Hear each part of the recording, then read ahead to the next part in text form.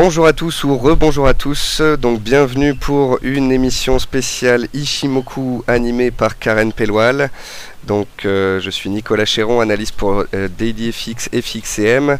Karen est une membre éminente de notre équipe. Elle a proposé de faire une émission hier que vous avez pu voir sur le chartisme avec Romain. Ce jour elle va vous faire une revue Ishimoku. Donc encore une fois je voulais souhaiter la bienvenue à Karen sur DailyFX, la remercier de nous donner autant de son temps. Vous allez pouvoir voir Karen décrypter les graphiques et peut-être commenter le Bund, le CAC, le Rodol des actifs que nous sommes en train de regarder et de trader ensemble aujourd'hui. Elle va pouvoir répondre à vos questions via le chat et je vous souhaite à tous une très bonne émission. Karen, merci encore et à toi la parole. Merci Nicolas. Bonjour à tous, donc je prends le relais, j'étais à côté de Nicolas quand il a fait son live parce que je voulais voir justement comment il faisait pour trader ce genre de nouvelles que moi je ne suis pas. Je trade les statistiques, c'est-à-dire le chiffre tombe et je le trade, mais les discours type Draghi, FOMC, Bernanke, enfin c'est plus Bernanke maintenant, c'est Yellen qui font des discours, en général je ne les trade pas. Pourquoi? Parce que vous avez vu ce qui s'est passé justement sur l'euro-dollar en une heure, on fait des belles mèches, mais ça ne donne rien. Donc là, je voulais justement profiter, une personne qui a dit qu'elle était dégoûtée parce qu'elle était dans le marché et que finalement, ça n'avait pas fonctionné comme elle voulait. Alors ce que je voudrais dire, et ça c'est valable, quelles que soient les personnes qui tradent, c'est-à-dire que quand on joue, on a envie de jouer un événement comme là par exemple Draghi, il est évident que par exemple on va se mettre à la vente ici. Alors vous voyez que là en Ishimoku on avait une résistance qui était très forte, donc l'idée déjà avec le mouvement qu'il y a eu là entre 13h et 14h, on avait déjà une idée quand même assez baissière en sens où on a vu un excès à la baisse, donc intuitivement parlant on pouvait plus avoir une envie de baisse que de hausse. Donc on short, on se met à la vente par exemple à ce niveau-là, on prend la mèche haute et à ce moment-là, quand on joue une statistique ou quand on joue ce genre d'événement, il faut avoir les nerfs solides, c'est-à-dire je laisse passer la mèche, je suis baissier, les circonstances sont baissières, on est baissier ici, on a un signal baissier depuis ici. Draghi n'allait pas révolutionner le monde en un quart d'heure en faisant un magnifique discours, etc.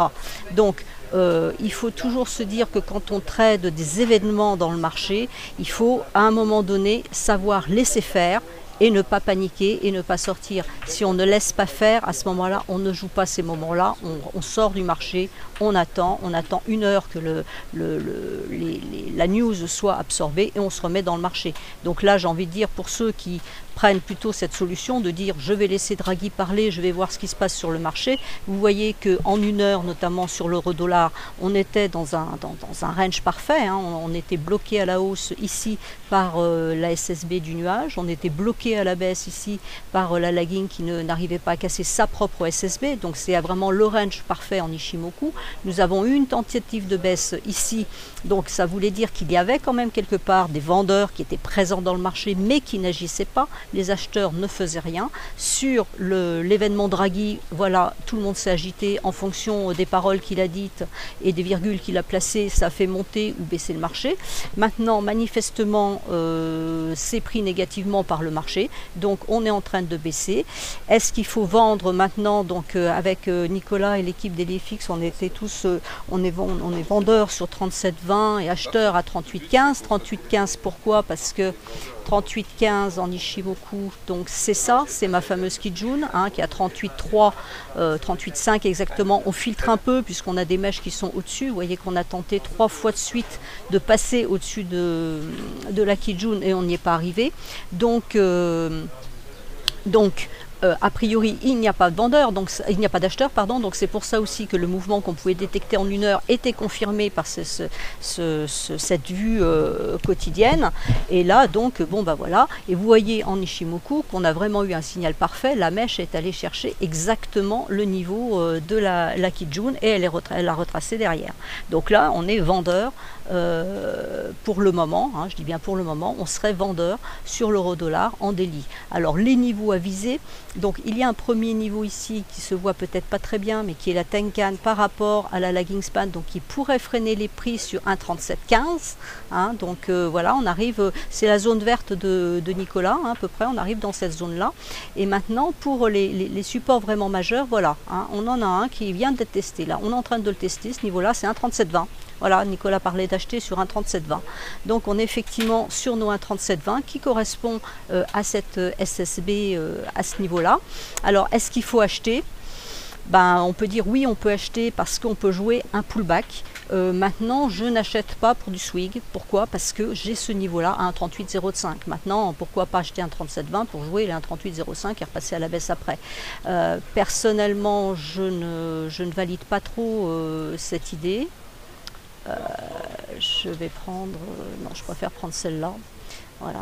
C'est pas un pipe près, on va le dire comme ça. Voilà, on a quand même une oblique baissière ici.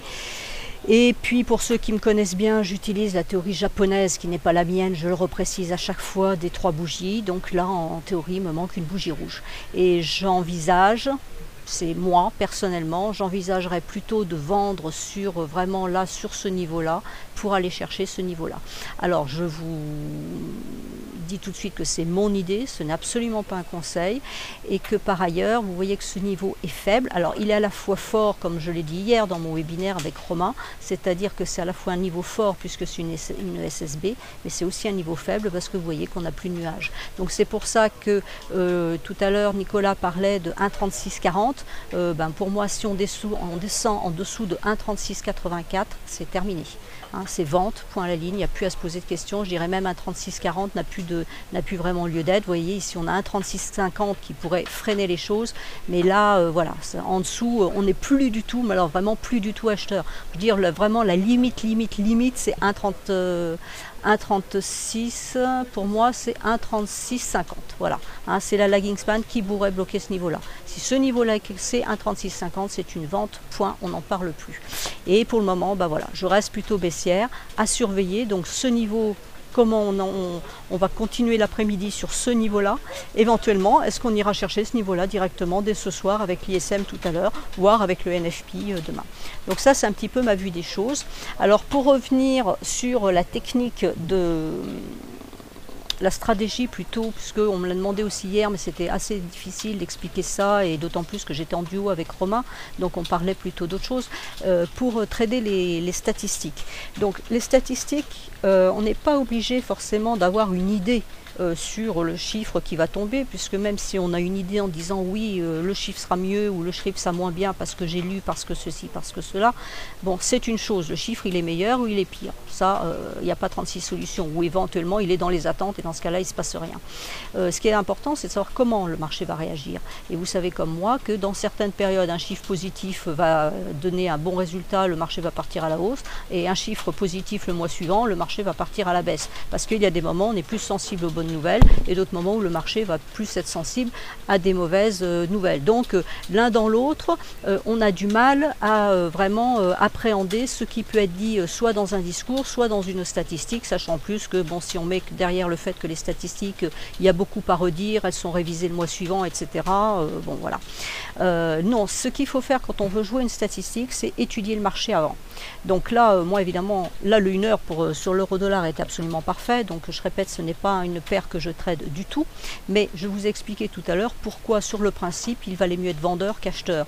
Maintenant, ça aurait très bien pu partir dans l'autre sens, ça je ne dis pas le contraire. Alors de toute façon, quand on va jouer des statistiques, c'est soit on a l'air solide et on laisse passer et on repère des niveaux clés. Le niveau clé ici c'était le haut du nuage, et vous avez vu qu'en daily le niveau clé c'était la Kijun qui lâchait, il fallait effectivement sortir du marché tout de suite. Donc quand on joue des statistiques, on sait que c'est risqué, et donc il faut gérer ce risque. Donc ce risque, soit vous le gérez avec des stops Personnellement, je ne vous le conseille pas parce que vous allez être stoppé, c'est évident. Si vous vendez ici et que vous mettez votre stop, par exemple ici, bah, vous avez été stoppé, donc c'est pas la bonne chose. Donc il faut éviter les stops. Dans ce cas-là, il faut mettre des petites positions et les renforcer quand votre idée est validée. Donc là, dans ce cas précis, vous auriez vendu à ce niveau-là, vous laissiez passer cette mèche-là en surveillant sur votre daily, puisqu'on sait que l'Akijun Daily était le niveau critique du jour, puisque ça fait déjà 3 jours que ce niveau-là est testé. Donc il fallait attendre, vérifier que ce niveau critique tenait. Il a tenu parfaitement, puisque, je vous le remontre encore une fois, on n'a même pas du tout dépasser la Kijun. Vous voyez qu'on est vraiment allé faire la mèche pile poil dessus, ça peut pas être plus parfait que ça, hein. Ça c'est un des gros avantages de l'Ishimoku, c'est que c'est souvent très parfait. On est allé chercher ce niveau là, et ben voilà, ça ne cassait pas, on partait à la baisse, donc on gardait sa position. Alors ensuite, celui qui est rentré donc a gardé sa position, il est là. Maintenant, il y a la grosse mèche qui descend et on remonte. Est-ce qu'il sort? Il sort si il est content des points qu'il avait vus. Vous voyez que cette mèche-là, elle arrive aussi sur ce niveau-là. C'est pas innocent non plus si elle s'est arrêtée là. Donc, à ce moment-là, soit vous sortez votre position en disant j'ai visé 30 pips, je ne sais pas combien il y en avait, peu importe, j'ai visé 30 pips, j'ai mes 30 pips, je sors, terminé, j'attends de voir ce qui se passe. Soit vous pensez que ça va continuer à baisser puisque votre biais était baissier, que ça vous donne une confirmation baissière et vous restez dans le marché. Là, vous êtes dans cette bougie-là et là, vous laissez faire. Ceux qui n'étaient pas dans le marché et qui partent du principe, ouais, ça descend vraiment fort, hein, et qui partent du principe qu'on attend de voir ce qui se passe pour agir, et ben ces gens-là sont rentrés à ce niveau-là. Ils sont rentrés à ce niveau-là, pourquoi? Parce qu'ils ont vu ce mouvement-là et on a retracé ici. Là, on s'arrête et vous voyez ce qui se passe ici, c'est qu'on remonte et la Kijun vient renforcer la résistance qui est à ce niveau-là. Donc là, c'est baissier, on ne se pose plus de questions. Donc voilà, ça c'est une façon de trader les... Et là, bon, c'est pas une statistique, hein, c'est une news, on va dire, c'est un petit peu différent, mais le principe sur les stats vont rester le même. Donc là, c'est sur 1 heure parce que ça correspond à 1 heure, mais vous avez exactement le même phénomène sur 1 minute ou 5 minutes. Moi, c'est ce que je vais utiliser demain pour trader le NFP. Pour trader le câble, les jours où il y a des statistiques anglaises qui sont intéressantes, je vais observer le marché sur 5 minutes, je vais repérer mes endroits stratégiques là, comme par exemple la Kijun sur le daily, donc peu importe l'unité de temps, ça n'a aucune importance. J'ai souvent publié des graphiques avec le GBP USD que j'ai tradé sur 1 minute, mais avec une référence 4 heures, parce que ma référence intéressante, mon point névralgique était sur 4 heures, et que justement, on a des fameuses mèches comme ça, qui vont aller nous chercher des niveaux qui se trouvent sur des écrans bien supérieurs. Et notamment le GBP USD marche extrêmement bien avec le 4 heures quand il faut aller chercher des niveaux. Donc on va se baser là-dessus. Allez, on va avoir son écran 4 heures à côté de soi, ou 1 heure, quelquefois ça peut être du 1 heure, où là par exemple on avait du daily. Donc on va choisir l'écran qui nous paraît le plus pertinent, le plus plausible je dirais, pour aller chercher un objectif, et ensuite on va gérer, on va observer ce qui se passe dans le marché, on va dire dans le quart d'heure, voire les 20 minutes avant la sortie de stat.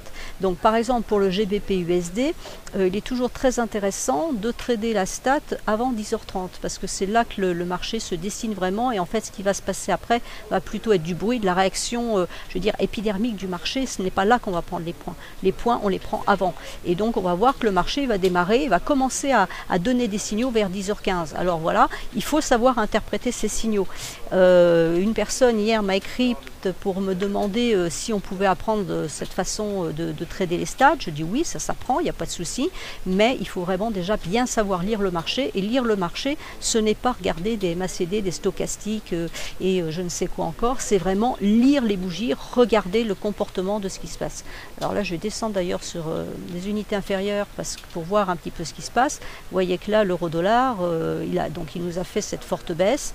Là où on a eu un doji, là pour le moment, il semblerait qu'il faiblisse un petit peu. Donc si on voulait racheter, pardon, excusez-moi, je me suis trompée, je suis revenue sur la même unité de temps, voilà. Vous voyez que là, on commence à affaiblir sérieusement. Donc c'est pareil, quand vous avez eu cette fameuse mèche à la hausse et après la fameuse mèche à la baisse, et que tout d'un coup on s'est retrouvé quasiment sans rien, hein, à un moment avec Nicolas, on voyait bien qu'il n'y avait plus rien du tout, et qu'après finalement on est reparti à la baisse. Vous voyez qu'en Ichimoku, c'était quand même très intéressant, là sur du 5 minutes, de regarder ces mouvements-là. On a eu un fort mouvement haussier, plus rien, on vient rechercher ça. Là, c'est la mèche en excès qui est allée chercher le délit. Vous voyez qu'on est revenu sur la Kijun. Tentative de ressortie de Kijun avortée. La deuxième, on ne ressort pas. Là, c'est fini. Et maintenant, on passe en dessous du nuage. Donc, la vente, elle se faisait au mieux à ce niveau-là, puisque vous aviez un support qui est là et qui continue un petit peu ici. Mais vous aviez surtout un support ici. La lagging span est dégagée à la baisse. Là, vous voyez que toutes les tentatives haussières sont avortées. Là, on fait des points au plus bas. On ne recherche plus la Kijun. C'est fini. Là, on a clôturé en dessous de la Kijun. Donc, c'est fini aussi. Et donc, maintenant, on est parti à la baisse. Et là, vous voyez que effectivement, pour un trader agressif, il y aurait un achat à faire là maintenant. Hein, un 37,10, un 37,19, il est rentré à combien, Nicolas? Un 37,25 tout à l'heure, donc il est rentré un petit peu tôt. Un 37,25 c'est par là, il y avait encore un petit mouvement baissier, mais là je veux dire, pour quelqu'un qui est agressif, qui veut jouer tout simplement la correction de cette baisse, on pourrait rentrer maintenant. Et c'est là où moi je vais descendre sur le 1 minute. Vous voyez que le 1 minute lui est très intéressant, parce qu'il me donne effectivement un signal d'achat, tant qu'il reste au-dessus de sa Kijun. D'accord? La Kijun est le signal. Là, pour le moment, tant qu'on reste au-dessus de la Kijun, on peut envisager un achat. Vous voyez cependant que cet achat n'ira pas très loin, que ça s'appelle bien jouer une correction, c'est-à-dire un pullback. On n'est pas en train de jouer une hausse, on est en train de jouer simplement une correction. Pourquoi? Parce qu'on a quand même un gros nuage au-dessus de la tête et donc il va falloir le négocier. Alors, à moins qu'on ait un ISM absolument sublime tout à l'heure et qui fasse décoller toutes les choses, là, pour le moment, non, vous voyez qu'il résiste bien. Donc, ce que moi j'utilise en plus sur cette unité de temps là, c'est donc le RSI, mais non pas en 14 mais en 5, qui est filtré à 62 et 38. Voilà, alors je vais voir ce que ça donne dans les lignes. Voilà, on les voit quand même. Vous voyez que là, mon RSI passe à l'achat. Donc ça, c'est le seul moment où je vais m'occuper, je vais utiliser autre chose en dessous de mon écran, c'est sur le 1 et voir le 5 minutes. Là, j'ai une confirmation en sens où mon RSI passe à l'achat, il n'est plus du tout vendeur depuis ici. Vous voyez que pour moi, alors je ne le lis pas en surachat et survente, la lecture classique du RSI, je le lis de façon différente, à savoir je casse 38 à la baisse, c'est une vente, je casse le 38 à la hausse, c'est une sortie de position, je casse 62, c'est un achat, et réciproquement, je casse le 62 à la baisse, c'est une sortie de position. Donc là, vous voyez que sur cette bougie-là, mon RSI était effectivement très bas, on commence à remonter sur ce niveau-là. À partir du moment où là on casse, et là en plus on avait la Tenkan et la Kijun en même temps, cette cassure était haussière, puisque mon RSI était déjà passé au niveau des 50, et là il valide vraiment. Donc là, ce qu'il me reste maintenant à négocier sur cette unité de temps, c'est le passage de la lagging span qui doit s'affranchir de cette bougie. A priori, ça a l'air bien parti. Donc là, au niveau objectif, je dirais, il y a la lagging span qui devra encore traverser sa Tenkan ici.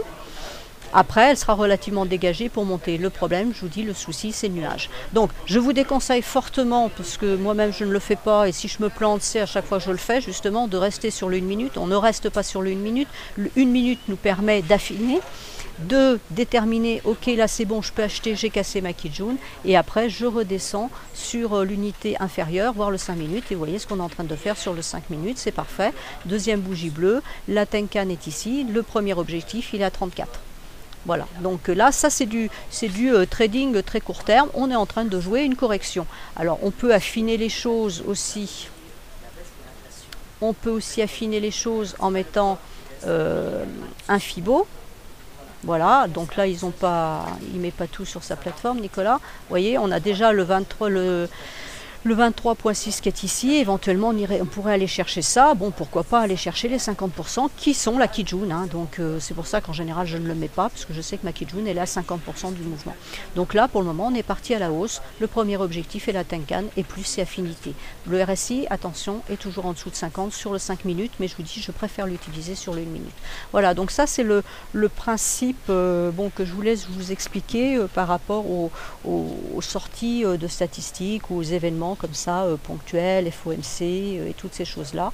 Donc je récapitule, soit on n'est pas dans le marché parce qu'on n'aime pas ces mouvements-là, et c'est vrai que quelquefois il n'y a rien à faire, c'est erratique, ça bouge dans tous les sens, on a plus de chances de perdre que de gagner, il faut avoir les nerfs solides pour se permettre de rester en position, même si ça part dans le sens contraire, il faut savoir évaluer le marché, dire est-ce que ce n'est qu'une mèche ou est-ce que c'est un mouvement qui part, voilà, donc tout ça, ça demande une certaine lecture. Vous voyez que l'euro-dollar, si en le regardant avant Draghi, il ne se passait strictement rien sur 5 minutes, c'est absolument calamiteux.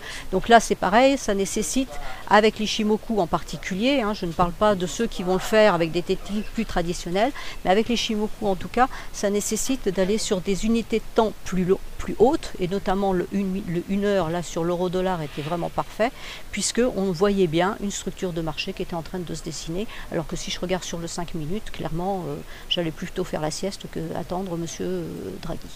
Donc voilà, ça c'était pour vous expliquer un petit peu la façon de jouer les statistiques. Alors je vais regarder si vous avez des questions particulières par rapport à ça.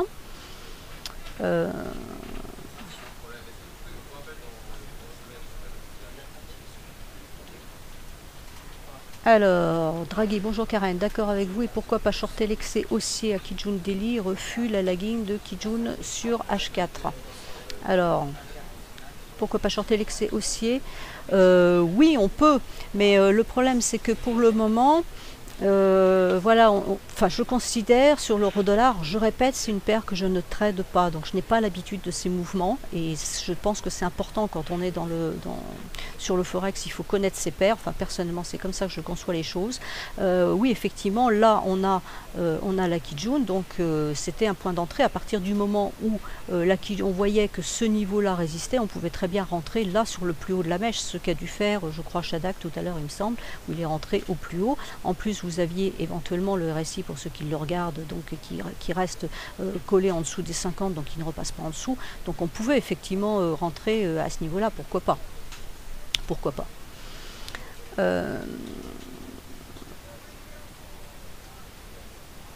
Alors ensuite, que pensez-vous d'une vente GBP USD objectif 1,6538? Alors je vous dis tout de suite que le GBP USD, pour le moment, je l'ai laissé un peu tomber, à part pour les sorties de stade. Je ne m'en sers vraiment que pour ça, parce qu'il ne m'inspire, mais alors absolument pas. Voilà, hein, donc je vous montre en Ichimoku ce que ça donne. Je vais vous dire pourquoi il ne m'inspire pas. Parce que voilà, alors effectivement, la lagging est baissière, elle est en dessous des prix. Les prix ont tenté de se repasser la Kijun ici et n'y sont pas arrivés. On est en dessous et yoyote entre la Kijun et la Tenkan. Donc clairement, ils n'ont pas de tendance. Il faut casser déjà la Tenkan pour dire ok, on va passer baissier, mais vous voyez qu'après vous avez un support qui est absolument très fort avec la Kijun ici, la SSB, une deuxième SSB en dessous. Vous avez éventuellement, bon, je vais enlever le RSI parce que je n'aime pas le regarder sur ces unités de temps. Donc on a un support à 1,6538.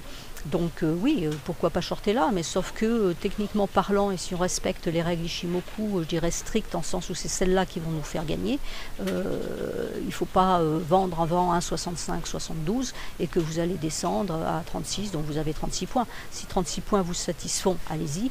Bon, voilà, après c'est un choix, donc ça c'est pour du trading intraday, pourquoi pas. Alors là, moi je suis sur 3 bougies rouges, donc de toute façon je ne vends plus maintenant, j'attends de voir ce qui se passe, comme c'est du daily le lendemain. Alors, est-ce que sur H4, j'aurai... Alors, sur H4, vous voyez ce qui se passe. Voilà pourquoi on ne vend pas. Hein, sur H4, la lagging span rebondit sur une SSB. Là, on a une tentative de pénétration du nuage qui a avorté. On s'est arrêté sur la SSB ici. On est en train de faire un marteau. Il y a de fortes chances pour qu'effectivement, on fasse une petite correction pour aller sur ce niveau-là. Est-ce que je vais vendre sur ce niveau-là? Eh bien non. Pourquoi? Parce que j'ai ce nuage qui est en dessous. Donc là, pour le moment, pour moi, le GBP USD, c'est relativement simple. Je vends là-dessous et j'achète là au-dessus. Alors les chiffres précis n'ont aucun intérêt, hein, il faut vous mettez votre Ichimoku sur votre écran. Vous savez que si vous cassez la Kijun à la hausse, et ben vous êtes acheteur, et si vous cassez le nuage à la baisse, vous êtes vendeur. Là pour le moment, on aurait plus tendance à vouloir vendre. Pourquoi? Parce que ces deux droites-là sont baissières, elles sont toutes les deux inclinées, elles ne donnent même pas de signal de pause, elles sont inclinées à la baisse, donc c'est vendeur. Cette bougie-là, en 4 heures, si elle finit comme ça, ça. On peut avoir un mouvement correctif ici qui ne serait qu'un rebond de la lagging span sur la SSB, donc ça voudrait dire qu'elle pourrait remonter. Est-ce qu'elle remonte jusqu'ici? Est-ce qu'elle remonte un petit peu plus? Bon, ça sera à voir en fonction du marché, mais ce ne sera qu'un petit rebond technique qui peut effectivement permettre de reprendre éventuellement une vente pour ceux qui croient à la vente avec d'autres techniques.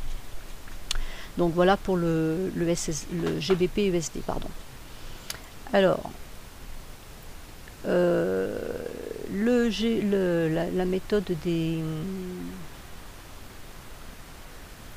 la méthode des 3 bougies, c'est pas une méthode secrète, c'est quelque chose qui est japonais, que les Japonais utilisent beaucoup. Je vous rappelle que simplement dans la lecture des bougies, quand vous avez par exemple cette configuration-là, c'est un marteau, donc c'est censé être une bougie de retournement, on vous dit bien qu'il faut attendre la confirmation de la 3e bougie pour dire oui, c'est bien un marteau, oui, il y a bien un retournement. Quelquefois, vous avez ce signal-là, il ne se passe strictement rien derrière, ça continue à baisser. Là, vous aviez... là, on n'a pas d'exemple. Si là, on a un marteau qui est confirmé, je cherche si je vois un exemple. Bon, il n'y en a pas qui me saute aux yeux. Mais là, donc, ça marche bien par 3. Hein, on est bien d'accord qu'on a une bougie qui nous dit quelque chose, on en avait une avant, il faut confirmer derrière. Donc, c'est bien 3 bougies. Vous avez les 3 soldats blancs, vous avez les 3 corbeaux noirs, vous avez les 3 rivières, vous avez les 3 montagnes. Le chiffre 3 dans la philosophie japonaise est quelque chose de très important. Comme chez les Chinois, vous avez le chiffre 8. Si c'était une méthode chinoise, eh ben, je vous dirais qu'il faut attendre 8 bougies rouges. Bah, là, vous en attendez 3. Donc, si vous voulez, c'est un réflexe à avoir. Ce n'est pas du 100%, on est bien d'accord, mais ça marche extrêmement souvent. Et après, l'autre chose, c'est pas dire ah bah je compte 1, 2, 3, ah bah tiens, là ça fait 4, c'est bizarre. Non, c'est pas comme ça qu'il faut voir. Il va falloir déjà regarder les bougies, comment elles se sont formées, c'est-à-dire que ça, quand vous avez ce mouvement-là, c'est une bougie bleue. Elle va être bleue avant d'être rouge. Donc, vous avez eu votre bleu. Donc, parfois, quand dans mes analyses, je dis sur du daily, attention, 3 bougies rouges, demain, on aura peut-être une bleue qui sera corrective, et inversement, ça ne veut pas dire qu'elle va être bleue à la fin de la journée. Elle peut très bien démarrer bleue, et c'est la correction. Elle va chercher un certain niveau, le marché se renverse dans la journée, et elle finit rouge. Donc, à la fin de la journée, j'ai 4 bougies rouges. Mais j'ai bien eu ma bleue dans le tas. Et là, je peux vous dire que, par exemple, là, dans cet exemple ici, bah, ma bleue, pour le moment, elle est ici. Le marché n'est pas fini sur la bougie H4 n'est pas terminée, puisqu'elle vient même de commencer. Hein, elle a 49 minutes, la bougie H4, donc il y a encore de la marge. Et ben le bleu, il est là pour le moment. Il est en train de se faire ici. Et si on continue à remonter, bah, vous verrez bien que vous aurez une bougie bleue après mes 3 rouges. Donc oui, elle était rouge, mais là, pour le moment, elle est en train de bleuir, même si, sans être daltonien, on la voit rouge. Voilà le principe des bougies rouges. Mais ce n'est pas des 3 bougies, ce n'est pas mon principe, moi, ce n'est pas secret, c'est japonais.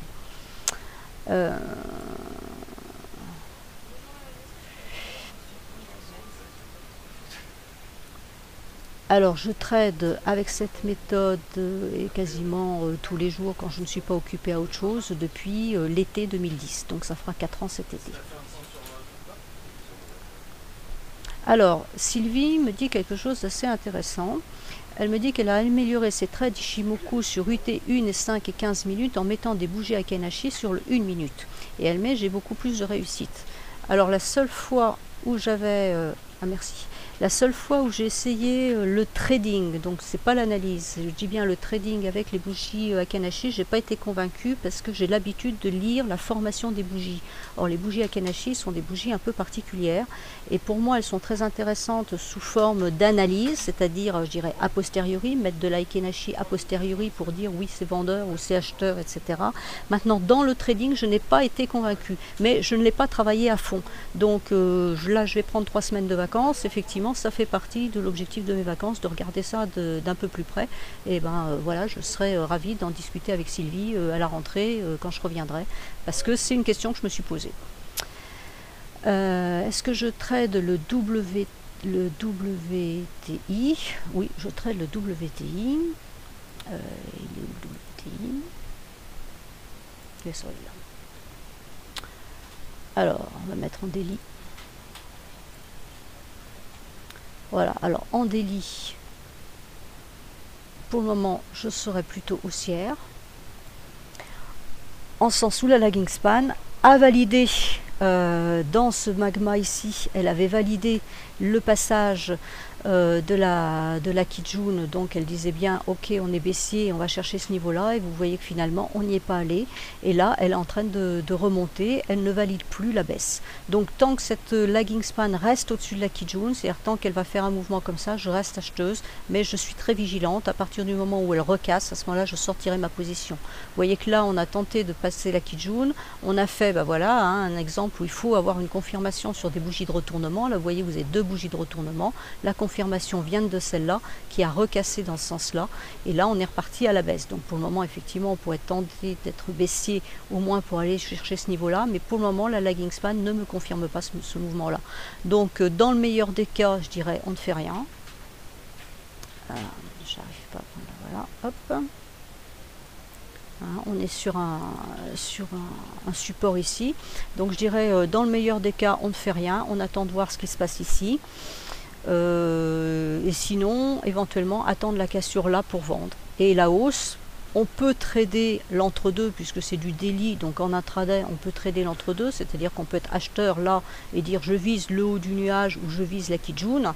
De même on pourrait vendre et dire je vise le bas du nuage ou ce bas de nuage là, mais là pour le moment je n'ai pas vraiment de signal ou de données intéressantes qui puissent me dire le WTI est baissier ou le WTI est aussi au baissier. J'ai pas d'avis sur plusieurs jours. Pour le moment je ne ferai que de l'intraday sur le WTI. J'avais une position que j'ai sortie et pour le moment je ne fais que l'intraday. Vous voyez qu'il y a aussi quelque chose d'intéressant ici, c'est la lagging span qui est en train de remonter là le long du nuage. Donc ça c'est un mouvement assez intéressant qui justement ne me donne pas pour le moment de conviction baissière. Donc sur le WTI pour le moment je ne ferai rien. Alors le CAC 40 pour visiteurs 69, je vais vous donner mon avis rapidement parce que je crois que de toute façon il n'y a pas grand chose à dire à part ça monte, voilà, c'est à peu près la seule chose intelligente que je puisse dire. Pour vraiment dire quelque chose d'un peu plus approfondi, voilà, c'est ce dont on avait parlé avec Romain hier, à savoir qu'il a enfin réussi à se dégager du haut de son nuage, donc pour le moment il prend une orientation haussière. Donc je suis sur le mensuel, il prend une orientation haussière, mon prochain point c'est 4505 et le suivant c'est 4670. Pourquoi pas faire ça ce mois-ci, voilà, je n'ai vraiment rien de précis à dire sur le CAC, il monte, voilà, c'est tout ce que je peux dire. En hebdomadaire, vous voyez, on a recassé, on avait donné un signal baissier la semaine du 8 mars, on a invalidé à nouveau en recassant ce double niveau la semaine du 15 mars. Là on a 3 bougies bleues, donc on pourrait éventuellement penser à une correction la semaine suivante, mais voilà, une correction, je ne parle pas du tout de baisse, hein, je parle d'une correction. Vous voyez que pour le moment, depuis le 21 juillet 2012, où on a eu la cassure de cette Kijun qui nous a donné un niveau d'achat, un signal d'achat, et ben on est haussier. On a eu une alerte baissière à ce niveau-là, puisqu'on a cassé la Kijun, on est quand même redescendu, c'est en hebdomadaire. Donc cette semaine-là, la semaine suivante, on a tenté de repasser au-dessus, on n'y est pas arrivé, on est redescendu. Là, on continue à descendre sur cette mèche-là. Donc là, effectivement, c'était les mois les semaines du 15, 8, 15 et 22 juin 2013, donc on a eu une petite alerte, on va dire, mais vous voyez que depuis, même quand on tente de casser la Kijun, voilà, on casse sur mèche et ça ne donne rien. À la fin de la semaine, c'est invalidé.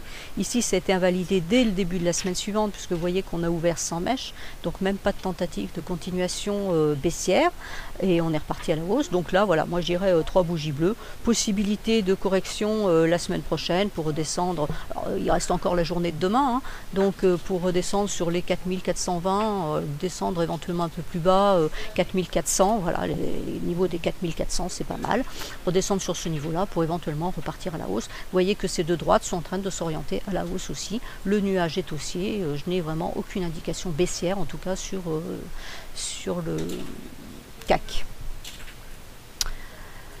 Alors Ch'tibilout qui dit bien expliqué Karen, ça a l'air simple. Oui, ce n'est pas nécessairement compliqué, ça demande de la concentration, de la lecture, voilà, c'est tout. L'Ishimoku n'a rien de difficile. Alors, Jean-Jean qui me demande pour un trade de court terme, graphe 1 heure, 15 minutes, 5 minutes en gain, en cas de retournement, j'ai un signal de sortie de position lors de la Kijun 5 minutes. Alors, votre gestion, là, si vous êtes sur 1 heure, 15 minutes et 5 minutes, ça veut dire que votre écran de trading, votre écran de stratégie, c'est le 1 heure, votre écran de trading, c'est le 15 minutes pour suivre la position, et le 5 minutes vous sert effectivement à entrer et sortir la position. Donc, effectivement, une cassure de Kijun en 5 minutes va être une alerte pour vous en disant est-ce que je sors ma position ou pas. Vérifiez votre 15 minutes. Vérifiez votre 15 minutes parce qu'effectivement si le 15 minutes vous donne aussi un sentiment que le marché pourrait bien être en train de se retourner, vous sortez. Sinon, si vous voyez que le 15 minutes est loin votre niveau Kijun, on parle bien de la Kijun puisque c'est elle qui invalide l'ordre d'entrée, vous êtes entré à l'achat, elle va vous donner un ordre de vente et réciproquement. Donc c'est votre Kijun 15 minutes qui va vous dire effectivement si oui ou non elle va être traversée ou pas. Donc c'est en ce sens-là où... Attendez, je m'excuse, Nicolas, il y a quelqu'un pour toi là. Ah mais ça c'est mes collègues grecs qui m'écrivent à distance. Voilà. Donc je suis sur l'ordinateur de Nicolas, il y a des choses bizarres qui arrivent.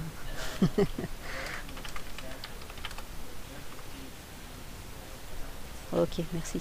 Je peux fermer là, c'est bon? Je ferme ça? Je ferme, hein? Bon, voilà, ok. Ah non, bah, d'accord, c'est pas grave, c'est pas grave, je reprendrai. Donc voilà, je sais plus trop où j'en étais. Oui, donc j'en étais pour votre histoire de... On joue sur un triptyque d'écran quand on trade. Donc là, Jean-Jean prend 1 heure, 15 minutes et 5 minutes. Donc moi, je suis sur 15 minutes, 5 minutes et 1 minute. Donc c'est la même chose. Ce qui se passe, c'est que vous avez un écran de stratégie, un écran de trading, un écran d'entrée de position. Votre écran d'entrée et de sortie de position, c'est le 5 minutes. Votre écran de gestion de position, c'est le 15 minutes. Donc c'est votre écran de référence. C'est là où vous allez voir vos prix arriver ou non sur la Kijun, traverser ou non une Tenkan, arriver sur une SSB, etc. Et c'est votre 15 minutes justement qui va vous dire ce qu'il va falloir faire, sortir la position ou pas.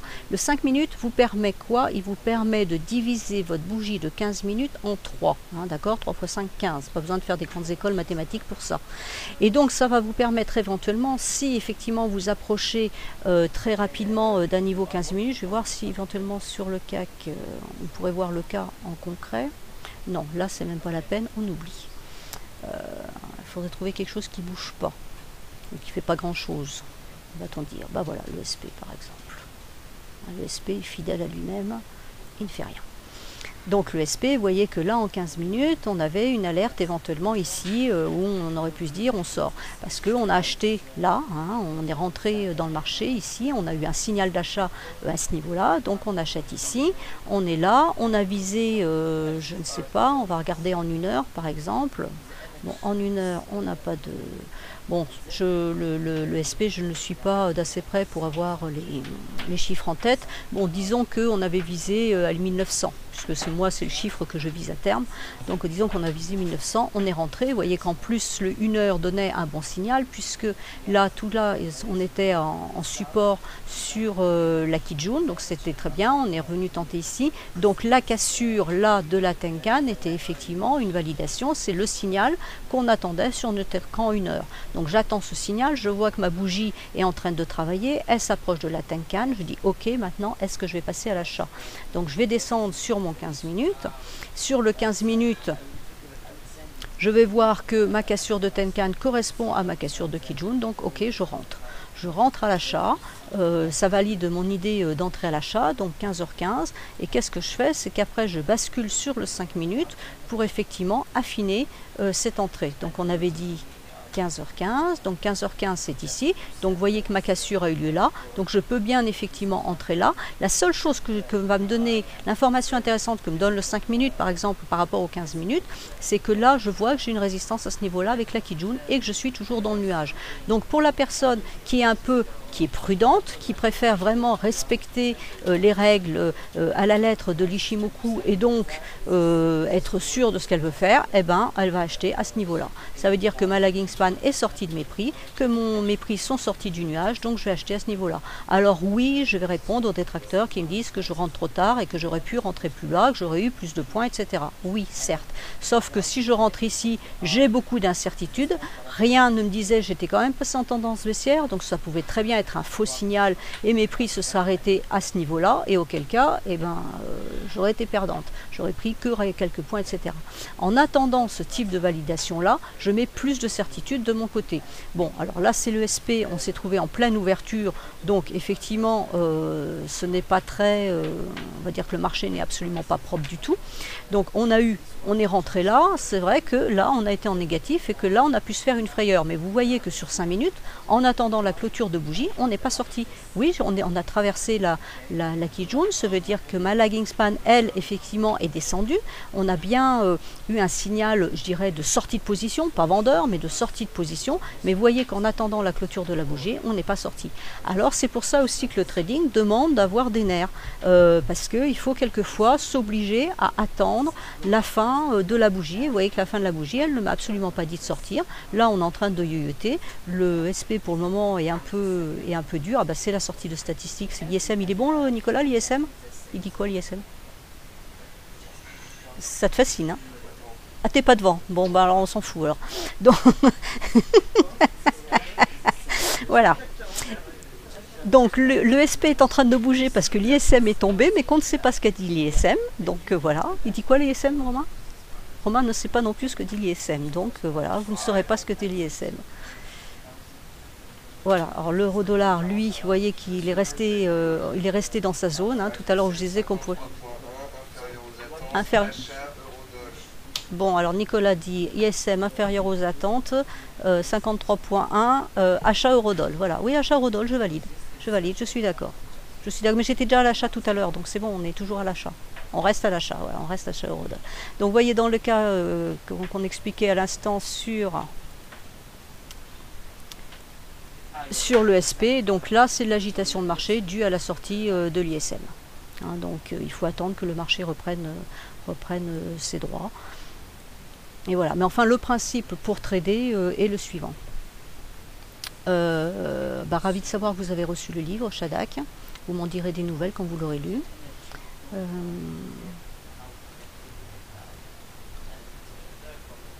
Alors les 3 bougies, je viens de l'expliquer, donc vous réécouterez la vidéo après, ça sera plus simple.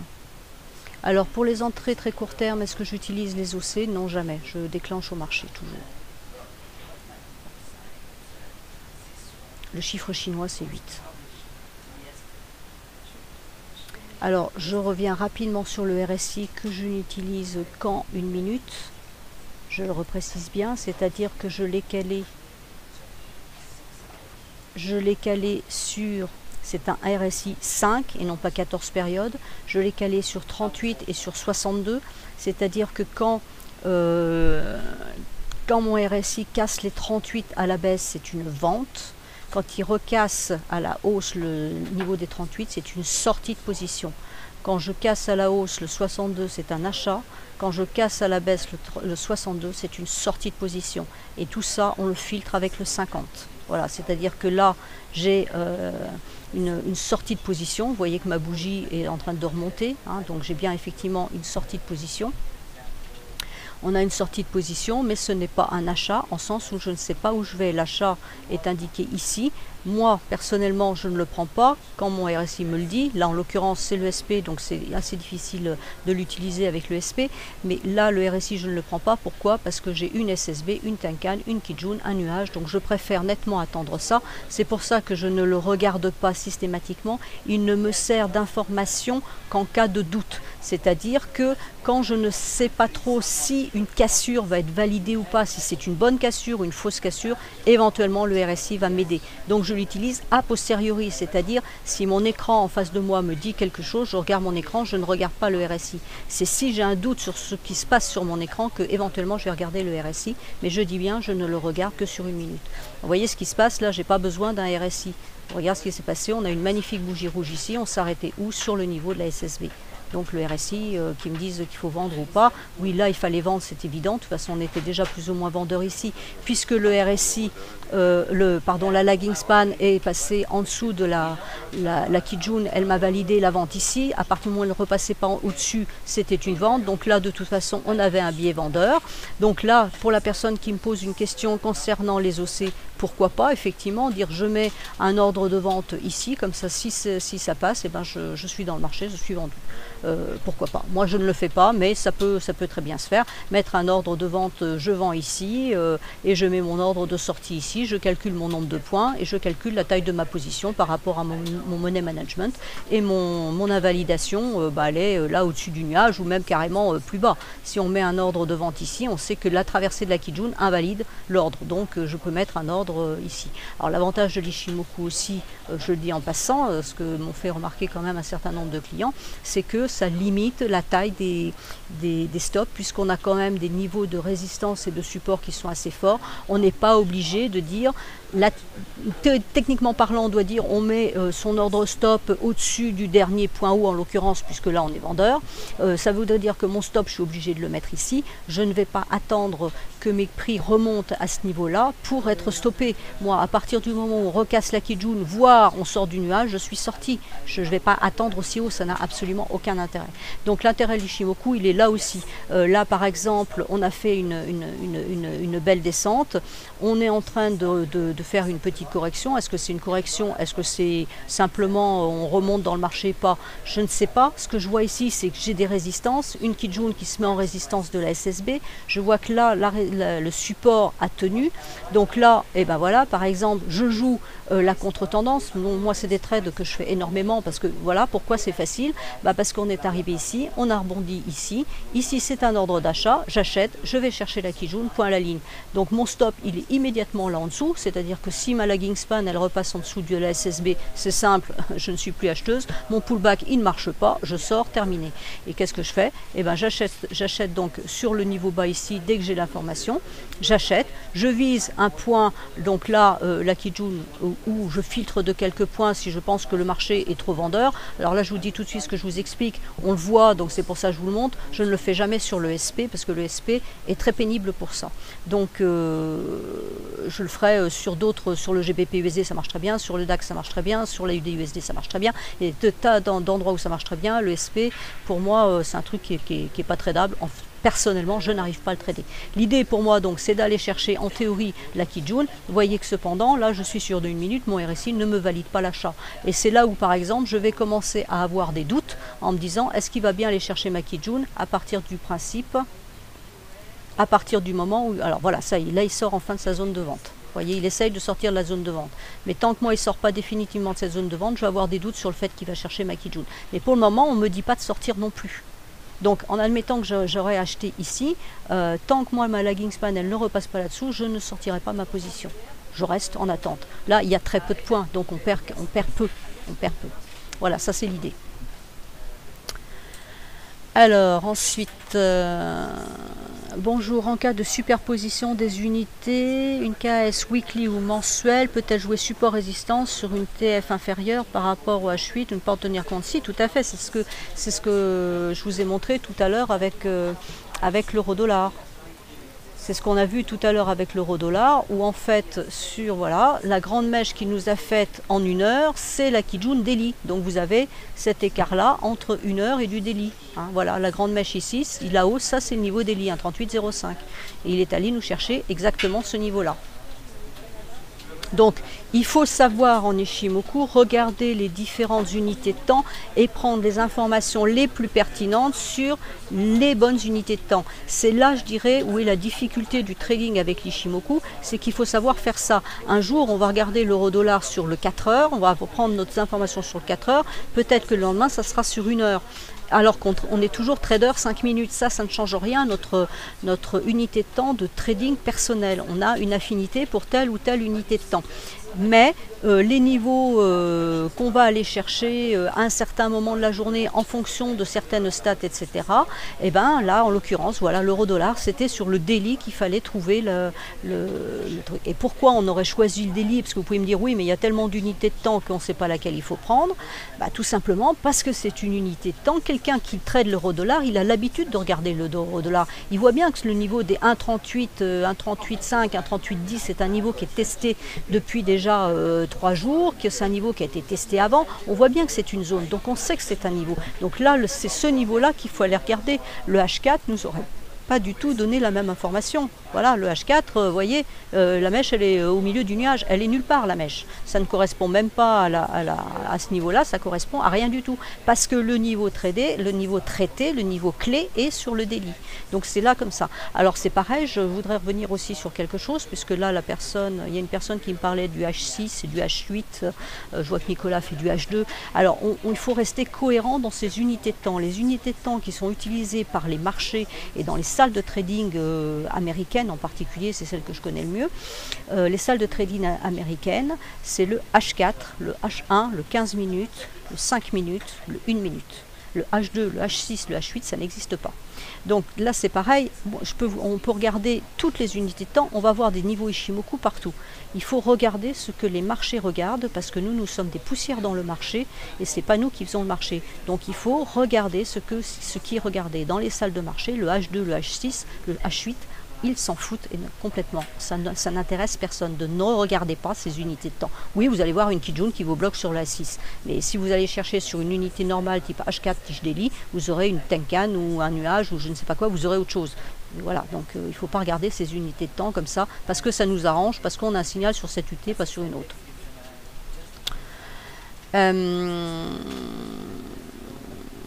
Bon, bah, je vois que Phil me dit qu'il utilise aussi Akanashi avec Ishimoku, donc je vais persister dans ma recherche.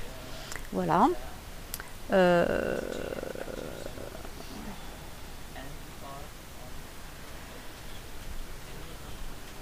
Alors, le LZD USD. Alors, Nicolas, lui, ne le regarde pas. Moi, par contre, je le trade. Donc, moi, je suis toujours en position. Alors, le NZD USD, donc vous voyez qu'on est baissier. D'accord, donc moi je suis baissière depuis, j'ai vendu à partir de ce niveau-là, j'ai vendu exactement en dessous de ce niveau-là, c'est-à-dire j'ai eu un signal ici dont je n'ai pas tenu compte. Pourquoi? Parce que ma lagging span était encore trop haute, était trop loin des prix et pouvait tout aussi bien repartir dans l'autre sens. Donc je n'ai rien fait à ce niveau-là. Donc effectivement, je suis rentrée tard, on est bien d'accord là-dessus. Et moi j'ai attendu ce niveau-là parce que c'est le prolongement d'une Kijun avec une USSB et surtout la cassure du twist ici. Donc pour le moment on est baissier. Vous voyez que ma Kijun est en train de redescendre puisqu'elle va bientôt nous prendre ce mouvement-là en compte, donc elle va continuer à descendre. Elle vient en renfort de la SSB qui est ici. Ma Tenkan est en train de descendre aussi, donc le mouvement est baissier. Voilà, donc je dirais, alors Jean-Jean me dit j'ai vendu à 9h30, paire en tendance sous TS et KS, je me suis fait sortir, quelles sont mes erreurs? Alors 85,32, je ne saurais dire, alors 85,32 c'est un peu bas. C'est un peu bas parce que pour le moment il n'y a plus de marché, voilà tout simplement, hein. Vous êtes rentré trop bas, il aurait fallu rentrer beaucoup plus tôt, il n'y a pas d'erreur. Il n'y a pas d'erreur, 85,32 c'est très bien puisque c'est en dessous de ces niveaux-là, donc je dirais vous avez attendu que la lagging span casse le nuage, donc techniquement parlant c'est parfait, sauf que voilà, le marché a quand même déjà essuyé une belle tendance baissière et que là sans doute on est en train de faire une correction, donc pour moi il n'y a pas d'erreur, à surveiller maintenant ce qui va se passer. Donc là je regarde sur le 4 heures puisque j'aime mieux affiner le daily avec le 4 heures que regarder le daily de façon générale. Vous voyez qu'on a encore du potentiel à la baisse de toute façon pour aller chercher la Kijun. Donc pour le moment, je dirais, rester en position, surveiller. Pour moi, ça reste baissier, donc on peut avoir une correction, éventuellement la jouer pour contrebalancer la perte que vous êtes en train de faire sur votre vente. Mais on n'ira pas très haut de toute façon, puisque ce ne sera qu'une correction. Donc de toute façon, tant qu'on reste en dessous de ce niveau-là, on restera baissier. On sera parfaitement baissier quand on aura cassé la Kijun. Je préfère les niveaux H4 parce qu'ils sont en avance par rapport au niveau daily. Maintenant, bon, bah, vous voyez que là, on est en train de faire une espèce de petite consolidation. Rien ne nous dit que ça ne va pas repartir à la baisse, ne serait-ce que demain avec le NFP. Donc moi, je ne bougerai pas. Mais c'est mon opinion personnelle.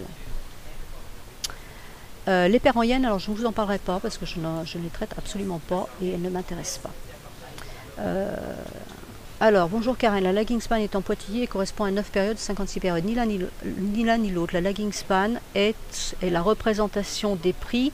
Donc ce sont les prix en clôture projetés 26 périodes en arrière. Alors, non, je ne répondrai pas entièrement à la question parce que je vais vous dire d'aller lire mon livre et que vous aurez les informations beaucoup plus détaillées que ce que je peux dire ici. Cette droite s'appelle la Tenkan, celle-ci est la Kijun, vous avez la SSB ici, la SSA ici, et la lagging span dont on parle, c'est cette droite-là. Vous voyez que c'est exactement les prix, sauf qu'il n'y a pas les mèches à l'intérieur. Donc vous voyez que par exemple ici on a fait un point haut là, mais que la lagging span ne le matérialise pas, vous n'avez pas les mèches. Donc là je vous incite vraiment à lire les livres parce que j'ai fait cet effort pédagogique pour expliquer vraiment en détail comment se lisent les droites, quelles sont leurs importances, quels sont leurs intérêts dans le système, comment elles s'imbriquent dans le système. Donc je ne vais pas le faire ici, c'est pas un cours d'Ishimoku. Le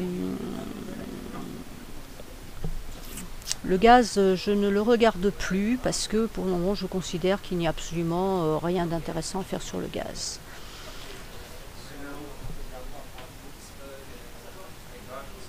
Alors non, j'ai pas fait l'or, donc je vais en parler.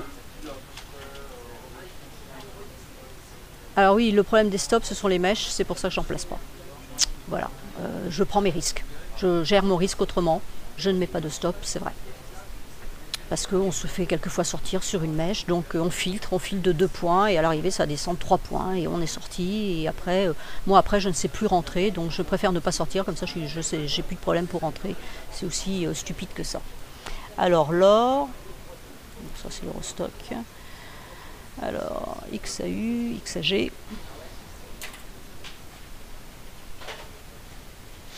Alors, US dollar XAG.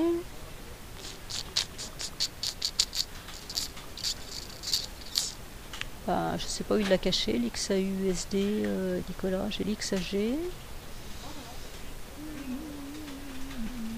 Alors, moi qu'il est là-haut. XAU USD, voilà, bon, bah alors c'est pas grave, on va prendre son graphique, on va mettre un Ishimoku dessus, voilà, parce que je le trouve pas autrement, et ça l'a pas pris, je ne sais pas pourquoi. On va recommencer, Ishimoku, hop, hop, voilà. Alors, ben écoutez, vous voyez, c'est pas inintéressant d'avoir l'étude de Nicolas en même temps que l'Ishimoku. Donc l'Ishimoku, hier, bon, alors avant-hier, j'ai tweeté attention, la lagging span, je lui ai enlevé sa petite droite là, hein, il la remettra. Voilà, j'avais dit attention, la lagging span est en train de casser la Kijun, donc elle nous valide une baisse. J'ai retweeté hier en disant attention, la lagging span repasse la Kijun dans l'autre sens et elle nous invalide le signal baissier. Je ne peux pas tweeter puisque je suis chez Fixel pour le moment, mais je retweeterai ce soir en mettant attention, la lagging span a recassé la Kijun et donc revalide la baisse. Voilà, donc là, le jeu pour le moment sur l'or est à ce niveau-là, c'est-à-dire est-ce qu'on baisse ou est-ce qu'on monte. Pour le moment, on ne fait plus rien. On est en stand-by, on attend sans doute le NFP demain. Vous voyez que la lagging span hésite. Nous avons le même niveau de support avec Nicolas, puisque moi je dis que si donc cette baisse est bien validée, les prix ont de fortes chances de descendre, vous voyez, sur ce niveau-là. Alors on a plusieurs niveaux, hein. Lui il a 1270, vous voyez que les 1270 c'est la SSB qui est ici, vous avez un bout de SSB qui est ici, et là on en a un autre qui est ici. Donc on a vraiment un cluster, on ne peut pas dire c'est un niveau, c'est entre 65 et 75. Donc on est absolument d'accord là-dessus, il n'y a aucun souci. Maintenant, c'est la baisse que je privilégie pour aller chercher ce niveau-là dans l'immédiat. Après, je ne crois pas au scénario catastrophe qui nous enverrait beaucoup plus bas. Pourquoi? Parce qu'en mensuel, voilà, en mensuel, alors risque baissier sous 1180. Donc moi, vous voyez qu'en Ishimoku, les 1180, je ne les ai pas. Donc voilà. En mensuel, actuellement, on peut aussi bien monter que baisser. La lagging span n'a aucun support, aucune résistance, elle est absolument libre. Ici, ce que je vois, c'est que le mois dernier, on s'est arrêté exactement j'ai dû descendre un peu, voilà. Nous sommes arrêtés exactement sur le bas du nuage, sur la SSB. Et là, pour le moment, bon, ce n'est que le début du mois, on est aussi là-dessus. On est légèrement sous la Tenkan qui est à ce niveau-là. Donc, une cassure de la Tenkan renvoie les prix à la hausse. Une cassure du nuage par le bas enverrait les prix à la baisse. Voilà, c'est tout ce que je peux dire pour le moment. Je n'ai pas de conviction baissière parce que si on fait l'Elliott en daily, normalement on aurait fini une vague 4 et on pourrait remonter, faire une vague 5, donc haussière. Et je pense, bon, disons que c'est des convictions assez personnelles, j'ai un petit peu du mal à expliquer pourquoi, mais je pense qu'on devrait remonter au moins sur ce niveau-là, les 1420, avant d'éventuellement envisager une grosse baisse. Je ne suis pas franchement baissière sur l'or actuellement. Alors, le weekly, l'hebdomadaire, lui, donne une information un petit peu différente, en sens où ici on a tenté une percée, mais vous voyez que le nuage était très épais, donc ça n'est pas passé, la lagging span n'a pas passé sa Kijun, donc la lagging span n'a pas validé la hausse, et donc on est retourné dans l'autre sens. Mais là maintenant, voilà, on s'arrête sur la Kijun, 3 bougies, en arrêt sur la Kijun pour le moment cette semaine. Si on ne casse pas avec le NFP, pour moi on va remonter. Alors est-ce qu'on remonte jusqu'à la Tenkan, ou alors est-ce qu'on s'attaque à nouveau au nuage parce que la lagging span remonte? Pourquoi pas? Alors le problème de la lagging span, vous voyez, c'est qu'elle a 2 grosses bougies là qui peuvent, je dis bien qu'ils peuvent, parce que quelquefois ça ne la gêne pas, elle passe bien à travers, mais qui pourraient faire obstacle à sa progression. Donc c'est pour ça que pour le moment, je n'ai pas envie d'être très baissière sur l'or. En plus, je verrai une figure en AB égale CD, c'est-à-dire A, point B, C et point D. Et le point D m'emmène ici, ce qui me va assez bien en fait. C'est-à-dire qu'on pourra avoir une traversée de nuage et on irait chercher le haut du nuage avant éventuellement de baisser. Voilà. Donc l'analyse technique n'est pas une science exacte. On est obligé de faire de se faire un film, hein, on va le dire clairement. Que va faire l'or, je n'en sais rien et personne n'en sait rien.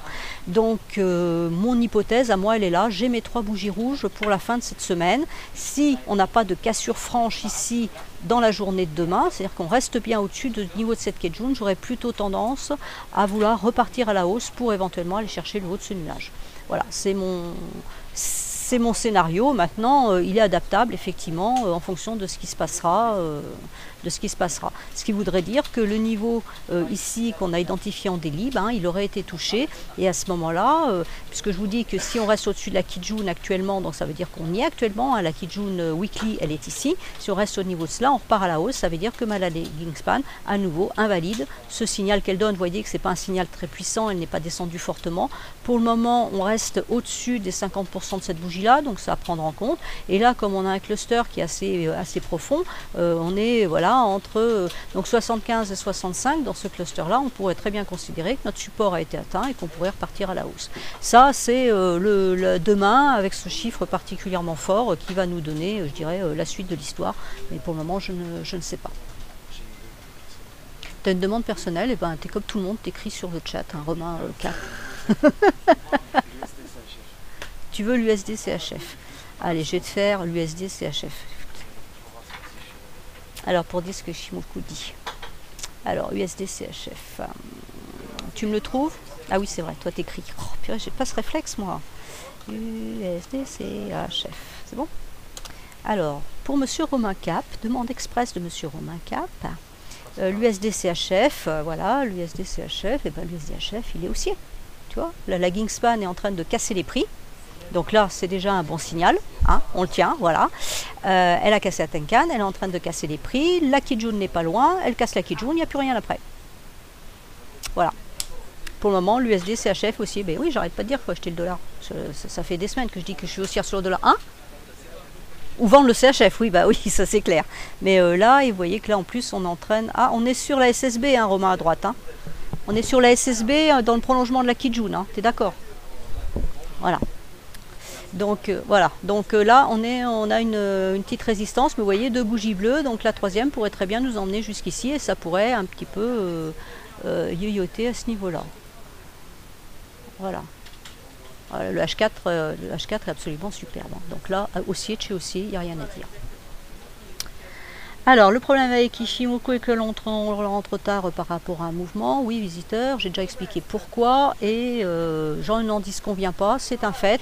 C'est une sécurité que vous payez. C'est l'assurance sécurité que vous payez. Maintenant, vous mettez, au lieu de prendre 10 DAX, eh ben, vous en prenez 20 et vous compensez le fait d'être rentré avec 2 points supplémentaires par rapport aux copains.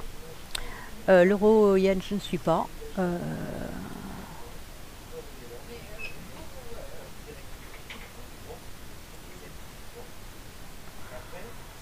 Alors, je regarde vos questions. Donc là, c'est les gens qui me répondaient à l'ISM que je n'avais pas. Donc c'était 53.1, on est d'accord. Alors le DAX, je vais le faire, rassurez-vous. Alors, le DAX. Alors, je vais prendre la technique de Romain. Voilà, Germain. Alors le DAX, ben, il monte. Que dire de plus? Vous voyez que la Tenkan résiste. Donc en H4 en tout cas, aucun signal baissier. La Kijun est haussière, la lagging span est haussière. On va regarder un peu plus haut, voir si on a quelque chose d'intéressant. Ben, pour le moment, non seulement on n'a rien d'intéressant, mais on a encore de toute façon une poussée haussière. On a cette bougie-là qui pourrait finir la journée en doji, mais bon, pas plus convaincu que ça. Vous voyez que la lagging span est en train de passer ses prix. Donc une fois qu'elle a passé ses prix, soit demain, elle est techniquement libre à la hausse. Les prix sont libres à la hausse. Donc voilà, il n'y a pas énormément de commentaires à faire là-dessus. Et en weekly, nous atteignons il y a une trendline, voilà, ici.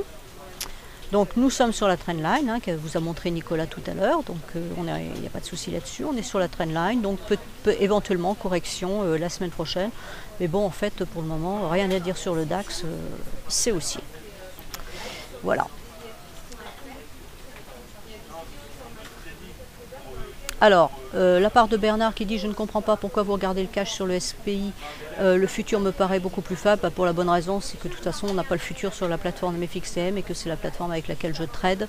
Voilà, donc je regarde ce que j'ai à ma disposition et de toute façon, on regarde et on fait les analyses sur le produit qu'on trade et ça se trade, voilà. Après, c'est une question, je veux dire, d'affinité. De toute façon, le SP, quand je suis aux États-Unis, je ne le trade pas. Ça serait beaucoup plus simple pour moi de pouvoir trader le SP plutôt que de trader le DAX avec le décalage horaire. Mais je ne l'aime pas, je ne le comprends pas, il ne m'intéresse pas et donc voilà, c'est tout. Donc que ce soit en futur, en tout ce que vous voulez, ça ne changera rien.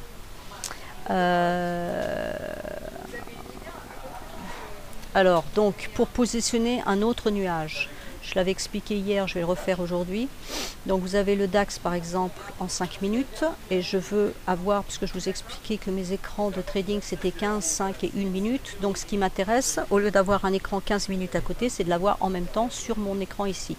Donc je vais aller, j'ai perdu la souris, voilà.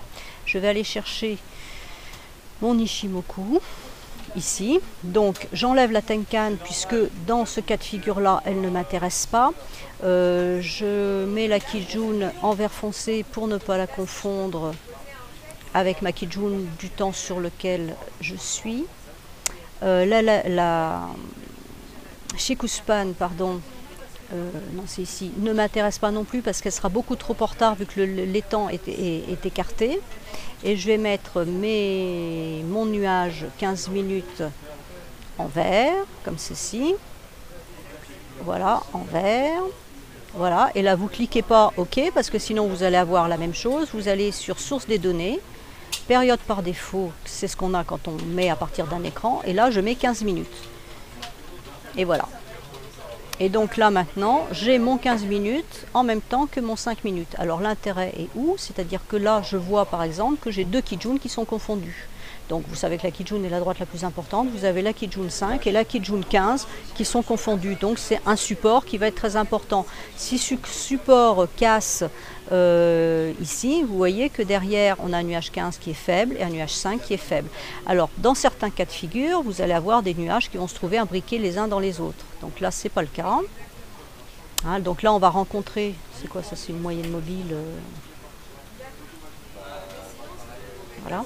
Donc là, vous voyez que si je ne me contentais que de mon 1 minute, Je pourrais dire, ben, je reste à la vente parce que en une minute, je suis vendeuse. Hein, ma legging span est sous le nuage, mes prix sont sous le nuage, ils sont sous la Tenkan, sous la Kijun, tout ce que vous voulez, on est vendeur. Sauf que j'ai une Kijun 15 minutes qui est là en obstacle. Et ça me permet de le voir tout de suite. C'est-à-dire que si je short, par exemple, à ce niveau-là, en disant j'attends la sortie de la SSB, ce qui est le meilleur moyen, les prix sortent du nuage, la SSB est cassée, je short à ce niveau-là, ben, mon objectif, il n'est pas infini puisque je n'ai plus rien en dessous. Mon premier objectif sera la Kijun 15 minutes. Et ça, je le vois immédiatement. Donc pour calculer les points, c'est pratique. Je rentre à 56, mon premier objectif, il est à 41. J'ai 14 points à prendre. Voilà, c'est aussi simple que ça. Donc là, je vais voir ce qui va se passer à ce niveau-là. Si ça casse ici, eh ben, j'irai chercher le nuage 15 minutes. Alors que le 1 minute ne me donnait plus d'informations. Et en repassant sur le 5, vous voyez que j'ai une double Kijun. J'ai la Kijun 5 à casser et la Kijun 15 à passer. Et là où c'est intéressant, c'est que j'ai la Kijun 15 qui est dans le prolongement de la SSB 5, puisque ça c'est un nuage 5. Donc sur 2 unités de temps, j'ai 2 niveaux qui sont forts. Donc c'est un niveau qui est fort. Donc mon DAX là, il est bien monté, il est en train de redescendre. Il y a 2 solutions, c'est où ça fait vraiment support et il repart à la hausse, ou alors les supports lâchent et à ce moment-là c'est une forte baisse et on short, on se pose plus de questions. L'intérêt c'est d'avoir la visualisation immédiate. Avant j'avais mon écran à côté et c'est un ami qui m'a montré ça et je l'en remercie tous les jours quand je trade parce qu'effectivement ça donne une autre vision beaucoup plus claire, beaucoup plus précise.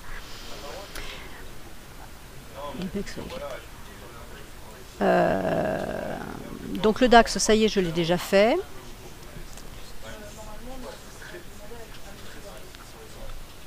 La tête de Shinku, je ne répondrai pas.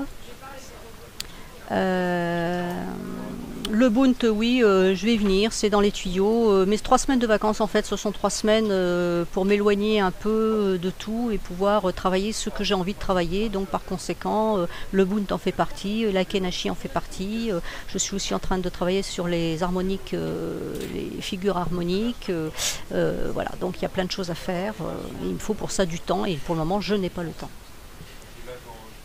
Alors, les twists constituent-ils des niveaux à projeter comme une SSB ou une Kijun dans leur prolongement? Je ne comprends pas la question.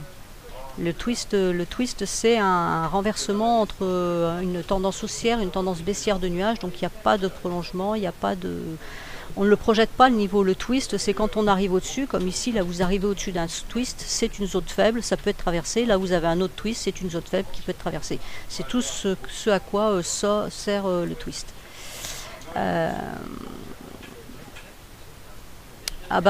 Si on veut dormir la nuit, c'est risqué de ne pas mettre de stop. Ça, je suis entièrement d'accord avec vous. C'est pour ça que je ne fais que de l'intraday. Comme ça, ma plateforme est fermée le soir. Je n'ai plus de position.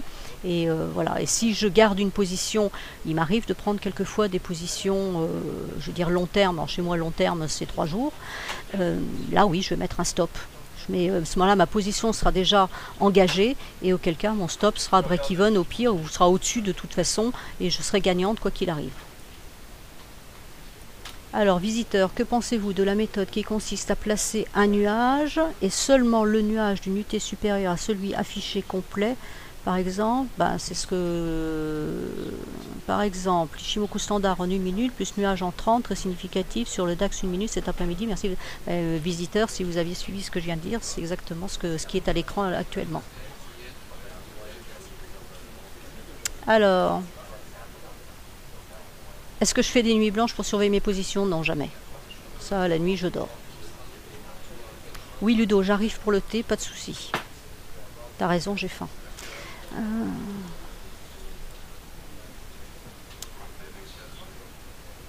Alors, la question à Romain concernant les impositions, oui. Alors, mes niveaux, Sylvain qui me dit que les niveaux Tenkan Kijun sont parfois différents des vôtres. Je suis chez un autre broker, y a-t-il une raison? Là, moi, je ne peux pas vous répondre là-dessus. Les niveaux sont ce qu'ils sont, ça dépend des flux qui sont derrière les plateformes, donc là je ne peux absolument pas vous répondre.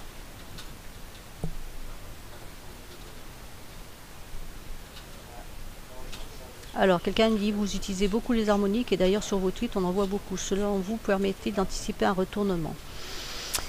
Bon, comme je disais tout à l'heure, je suis en train de travailler ce système-là, donc j'ai déjà vu comment les tracer, comment les interpréter, etc. Je suis en train de chercher la pertinence qu'on peut trouver avec l'Ishimoku, parce que ce qui me manque quelquefois dans l'Ishimoku, c'est une perspective un peu plus long terme, parce que je voudrais essayer de basculer justement sur du long terme, parce que l'intraday peut être quelquefois épuisant, et surtout quand je manque de temps, ça m'arrangerait de pouvoir prendre une position le lundi et la laisser courir un certain temps.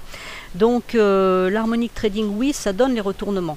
Donc c'est pour ça que je regarde ça, mais il faut que pour moi, ce soit le point que je vais identifier comme point de retournement en harmonique corresponde à un niveau Ishimoku. Comme ça me confirmera dans l'idée que ce point D que je vais chercher est bien un point de retournement, et auquel cas ça me servira de niveau limite. Voilà, là je vous dis pour le moment je suis en train de travailler la question, donc je vous en dirai plus et je ferai peut-être quelque chose sur les harmonic trading un peu plus tard. Sur ce, Nicolas a besoin de son ordinateur, paraît-il, donc je vais juste vous faire une... T'as besoin de ton ordi là, non? Vas-y. Okay. Bon, alors Nicolas a dit que les indices allaient baisser, l'euro allait monter, donc il n'a plus besoin de ses ordinateurs, il s'en fout, donc tout se passe très bien, il est très content, donc voilà. Non, je voulais simplement vous parler au niveau des formations. Donc je donne également des formations pour ceux qui sont intéressés pour approfondir l'Ishimoku.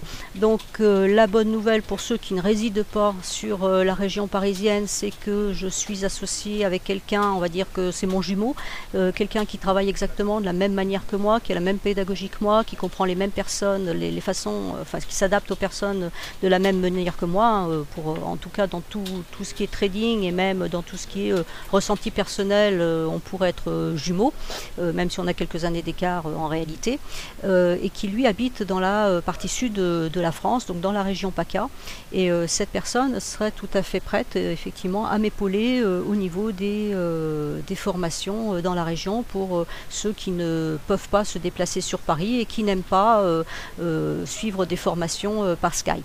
Donc voilà, je tenais à vous le dire parce qu'il y a des gens de cette région de France, sur Marseille, Toulon, enfin Aix-en-Provence, etc., qui sont souvent intéressés, mais venir faire une formation à Paris, ça implique le train, l'hôtel, etc., donc ça rajoute au coût, et donc pour le moment, on a décidé de mettre ça en place tous les deux, où lui prendrait effectivement en charge les formations sur la région PACA. Donc je peux vous en reparler par email pour ceux que ça intéresse. Je vous dis que point de vue au niveau formation, au niveau tout ce qui peut être dit, il n'y a pas de différence entre lui et moi. On traite de la même façon, on se parle tous les jours, on marche vraiment ensemble, main dans la main. Donc tout ce qu'il pourra vous dire, je vous dirai exactement la même chose. Et point de vue relationnel, même chose, on fonctionne pareil. Je vous dis, on peut se considérer comme des jumeaux. Donc si vous avez besoin d'informations, n'hésitez pas. Vous pouvez me joindre sur cette adresse email. Sachant que la prochaine formation dans les bureaux de FXM, par contre, aura lieu le 23 avril. Oui, on est au mois d'avril, c'est ça. Donc aura lieu le 23 avril. Donc il s'agit uniquement de trading, c'est-à-dire que pour pouvoir participer à ce cours, il faut avoir lu mon livre et bien compris la théorie, ou avoir assisté à mon cours théorique autrefois, hein, peu importe. Mais je ne reviens absolument pas sur les explications de droite, parce que le trading prend déjà beaucoup de temps. Donc si je refais encore un cours purement théorique, ça prendrait trop de temps, ça prendrait la journée, ce n'est pas le but du jeu. Donc je préfère faire quelque chose de pratique pour que quand vous rentriez chez vous soyez capable de trader dès le lendemain. J'ai eu un client comme ça la semaine dernière qui dès le lendemain a payé son billet d'avion, son train à l'aller, son hôtel, et a remboursé sa formation. Donc voilà, donc je ne fais que la partie trading, donc vous expliquer comment on trade avec l'Ishimoku. Donc il y a deux sortes de formations, il y a cette partie-là, qui dure donc l'après-midi, hein, c'est de 14h à 17h30, 18h, c'est le temps que ça nous prend, hein, je ne suis pas à cheval sur une demi-heure près. Et il y a une autre partie là qui est tout à fait, je dirais, facultative, c'est vraiment pour les gens qui en ont vraiment envie. Ça, c'est plus du coaching, c'est-à-dire chacun vient avec son ordinateur, prend des positions et ben on discute pourquoi la position a marché, pourquoi la position n'a pas marché, on en discute ensemble. Là, c'est vraiment l'interactif et c'est tout le monde ensemble, donc ça c'est vraiment voilà, pour ceux qui envie d'avoir quelques informations supplémentaires. Donc pour les tarifs, vous m'écrivez, je vous les donnerai parce que je ne peux pas les donner sur le live. Vous sachez que pour toute ouverture de compte ou pour certains clients FXSM, une partie vous sera remboursée. Voilà, donc la prochaine c'est le 23 avril à 14 h. Voilà.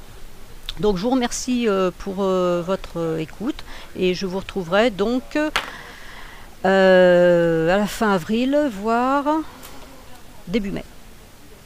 Voilà, vous avez mon mail, donc vous m'écrivez, je vous donne toutes les informations nécessaires. Je vous remercie et je passe son ordinateur à Nicolas qui a envie de dire plein de bêtises.